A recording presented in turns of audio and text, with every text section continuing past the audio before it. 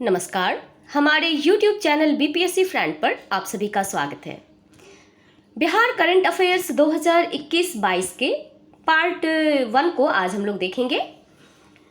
यह video BPSC 67वीं PT re exam, 68वीं पीटी, बिहार एसएससी सीजीएल और बिहार एसआई के लिए बहुत ही महत्वपूर्ण है। तो चलिए शुरू करते हैं आज का यह वीडियो।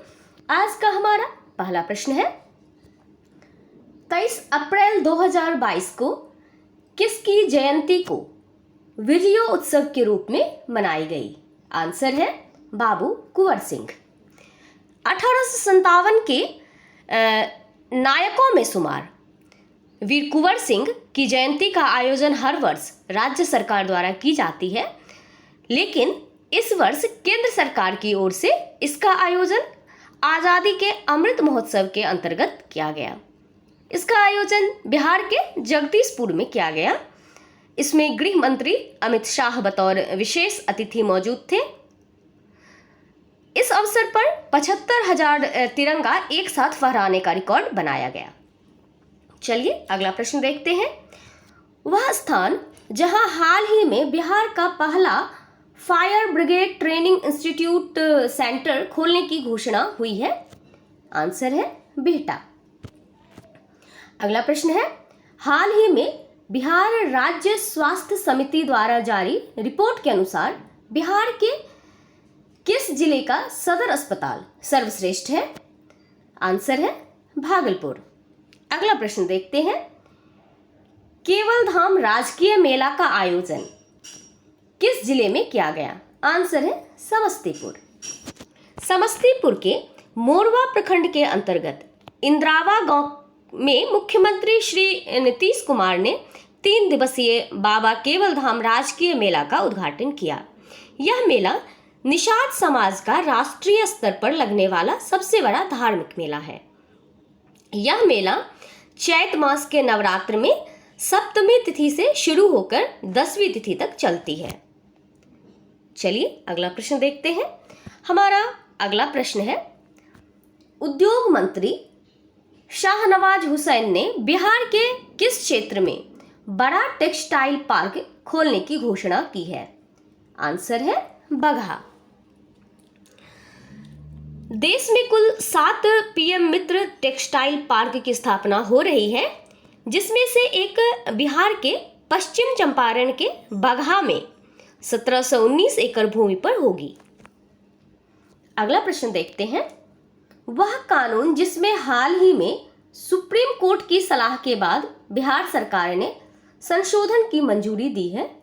आंसर है शराबबंदी कानून। 30 मार्च 2022 को बिहार मद्य निषेध और उत्पाद संशोधन विधेयक विधानमंडल के दोनों सदनों में पारित हो गया।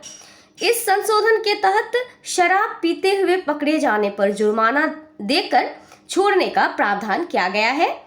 साथ ही अगर कोई व्यक्ति शराब या मादक द्रव्य के प्रभाव में पाया जाता है तो उसे तुरंत गिरफ्तार कर नजदीकी कार्यपालक मजिस्ट्रेट के समक्ष प्रस्तुत किया जाएगा।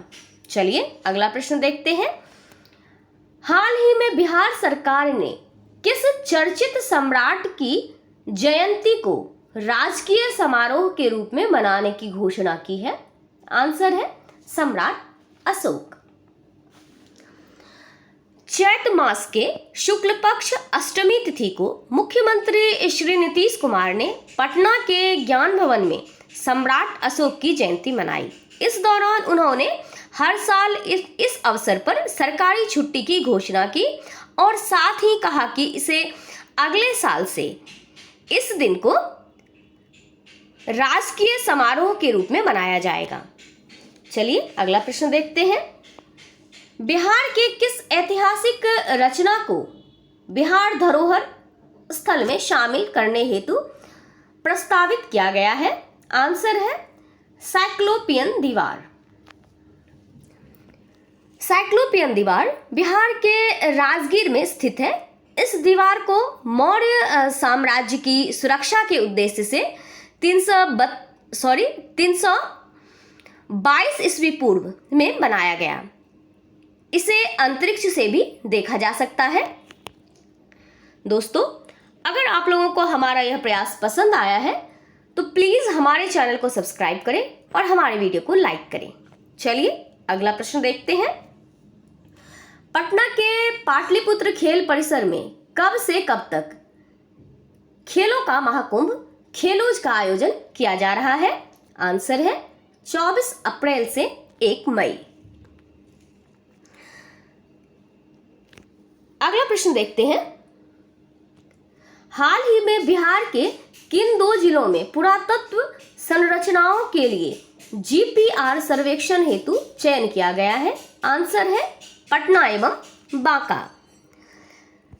बिहार सरकार ने बांका और पटना जिलों में जीपीआर अर्थात ग्राउंड पेनिट्रेटिंग रडार सर्वेक्षण शुरू किया है ताकि इस क्षेत्र में अब तक अज्ञात रहे संभावित प्राचीन संरचनाओं को ढूंढा जा सके। चलिए अगला प्रश्न देखते हैं। हाल ही में विमोचित पुस्तक सत्य के अनुरूप पुस्तक के लेखक कौन है? आंसर है प्रोफेसर खेती रमन। हाल ही में बिहार के प्रसिद्ध स्वतंत्रता सेनानी व राजनीतिक बाबू जगजीवन राम राय की कौन सी जयंती मनाई गई? आंसर है 115वां। चलिए अगला प्रश्न देखते हैं। अगला प्रश्न है। हाल ही में नीति आयोग द्वारा जारी निर्यात तैयारी सूचकांक 2021 में बिहार का स्थान कितना है? आंसर है 15वां। नीति आयोग द्वारा जारी निर्यात तैयारी सूचकांक 2021 का दूसरा संस्करण था। इसमें गुजरात को प्रथम स्थान प्राप्त हुआ तथा इसमें अधिकांश तटीय राज्यों का प्रदर्शन सर्वश्रेष्ठ रहा है। चलिए अगला प्रश्न देखते हैं। हाल ही में बिहार स्वास्थ्य मंत्री द्वारा HIV एड्स को खत्म करने का लक्ष्य कब तक रखा गया है? आंसर है 2030। बिहार के स्वास्थ्य मंत्री मंगल पांडे हैं। इस तरह के प्रश्न पूछे जाते हैं, जैसे कि आप लोगों ने देखा होगा कि CDPO प्री में पूछा गया था प्रश्न, बिहार के पंचायती राज मंत्री कौन है? तो इसका आंसर है सम्राट चौधरी। चलिए अगला प्रश्न देखते हैं। हाल ही में बिहार साहित्य सम्मेलन की ओर से किसे साहित्य सम्मेलन संरक्षण शिरोमणि सम्मान दिया गया? आंसर है RK सिन्हा।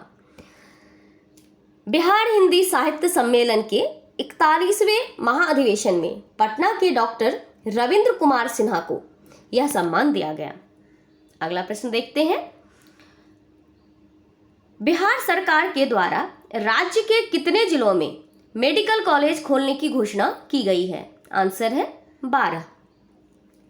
वर्तमान काल में राज्य में 13 जिलों में 20 मेडिकल कॉलेज एवं अस्पताल हैं, जिसमें 12 सरकारी और 8 निजी हैं। सर्वाधिक मेडिकल कॉलेज एवं अस्पताल पटना जिला में है। चलिए अगला प्रश्न देखते हैं।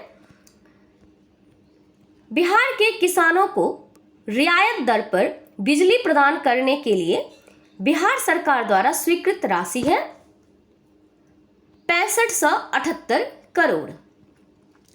राज्य सरकार कृषि उपभोक्ताओं को अनुदान के साथ मात्र 70 पैसे प्रति यूनिट की दर से बिजली उपलब्ध कराती है। राज्य सरकार जो है वह किसानों को 70 पैसे प्रति यूनिट की दर से बिजली उपलब्ध कराती है। ऊर्जा मंत्री विजेंद्र प्रसाद यादव ने कहा था कि नए वित्त वर्ष में राज्य सरकार ने इस योजना के लिए 6578 करोड़ की राशि स्वीकृत की है। चलिए अगला प्रश्न देखते हैं। बिहार राज्य के कितने जिलों में 350 करोड़ की बजट से आवासीय विद्यालय बनाए जाएंगे? आंसर है 12 जिले। समाज कल्याण विभाग द्वारा मुख्यमंत्री बाल आश्रय विकास योजना के अंतर्गत आवासीय विद्यालय के निर्माण हेतु मंजूरी मिल चुकी है। यह विद्यालय 12 जिलों में 2400 बच्चों के लिए बेहतर और आधुनिक सुविधा के साथ होगी। अगला प्रश्न देखते हैं, बिहार की किस संस्था द्वारा काउंटर ड्रोन सिस्टम तैयार किया गया? आंसर है IIT पटना। IIT अर्थात भारतीय प्रौद्योगिकी संस्थान पटना ने निगरानी के माध्यम से किसी भी अनधिकृत ड्रोन का पता लगाने और उसे उतारने के लिए एक काउंटर ड्रोन सिस्टम विकसित किया है। अगला प्रश्न देखते हैं, यह आज का अंतिम प्रश्न है। कोसी और गंडक परियोजना के बेहतर प्रबंधन के लिए भारत और नेपाल का 10वां द्विपक्षीय सम्मेलन कहाँ हुआ? आंसर है पटना। इस बैठक में भारतीय प्रतिनिधिमंडल का नेतृत्व जल संसाधन विभाग बिहार सरकार के सचिव श्री संजय कुमार अग्रवाल ने किया, जबकि नेपाली प्रतिनिधिमंडल का नेतृत्व जल संसाधन एवं सिंचाई विभाग के डायरेक्टर जनरल सुशील चंद्र आचार्य ने किया। दोस्तों, प्लीज़ हमारे चैनल को सब्सक्राइब करें और हमारे वीडियो को लाइक करें। अगर आप लोग BPSC के अलावा कोई अदर स्टेट PCS एग्जामिनेशन का प्रिपरेशन करना चाहते हैं तो आप हमारे BPSC फ्रेंड टेलीग्राम ग्रुप से जुड़ सकते हैं। Thank you.